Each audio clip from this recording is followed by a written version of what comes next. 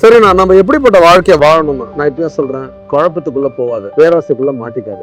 இன்னைக்கு உனக்கு எது சரின்னு நீ நினைச்சு அதை பண்றியோ, நாளைக்கு அதுவே உனக்கு தவறுல போய் முடியும். ஏன்னா ஒரு ஆணு இது சேர்றது எவ்வளவு கஷ்டமோ அதை விட 100 மடங்கு ஒரு பெண்ணும் சேர்றது கஷ்டம். சரி, பெண்ணு சேர்றாங்கன்னு வச்சுப்போம். அந்த பெண்ணு சேரும் போது அந்த பெண்ணுக்கு வர கணவரோ இந்த ஆணுக்கு வர மனைவியோ இவங்கெல்லாம் ஒண்ணு சேர்றது ரொம்ப ரொம்ப கஷ்டம். நிறைய நேரங்கள்ல நட்புலயே ஒற்றுமை இல்லாத போது வாழ்க்கையில ஒற்றுமை வேணும் அப்படின்னா நிறைய இடத்துல யாராவது ஒருத்தர் சாக்ரிஃபைஸ் பண்ணணும். அப்போ உறவுகள்ல யாரு சாக்ரிஃபைஸ் பண்ண போறா, யாரு விட்டு தர போறா, யாரு பரவாயில்ல நான் தோத்தா கூட பரவாயில்லன்னு நினைக்க போறா, அந்த மாதிரியான உறவுகள் தான் அந்த டீமை ஜெயிக்க வைக்கும். பட் அந்த டீம் அதுக்கு எலிஜிபிளான்னு கேட்டீங்கன்னா நிறைய நேரத்தில் எலிஜிபிள் இருக்காது. ஏன்னா பேராசை உள்ள வந்துருச்சுன்னா எங்கேயுமே பொறுமை இருக்காது, பேராசை உள்ள வந்துருச்சுன்னா எங்கேயுமே நட்பு இருக்காது, பேராசை எங்க வந்துருச்சுன்னா எங்கேயுமே வளர்ச்சி இருக்காது. அப்போ உறவுகள் நம்ம உண்மையாவே மேம்பட வேண்டும், நம்ம சூப்பரா பண்ணணும் அப்படின்னா ஒண்ணு நமக்கு வலிக்கிற அதே வழிதான் அடுத்தவனுக்கு வலிக்கும்ன்றது சிந்திக்கிற அந்த மனப்பான்மை, அதோட சேர்த்து நான் ஜெயிச்சாலும் பரவாயில்ல தோத்தாலும் பரவாயில்ல என் டீம் ஜெயிக்கணும், என் குடும்பம் ஜெயிக்கணும்னு நினைக்கிறவங்க தான் குடும்பம் ஜெயிக்குது. நான் மட்டும் நல்லா இருக்கணும்னு நினைச்சவங்க நிச்சயமா அந்த குடும்பத்தையே சாச்சிருக்காங்க,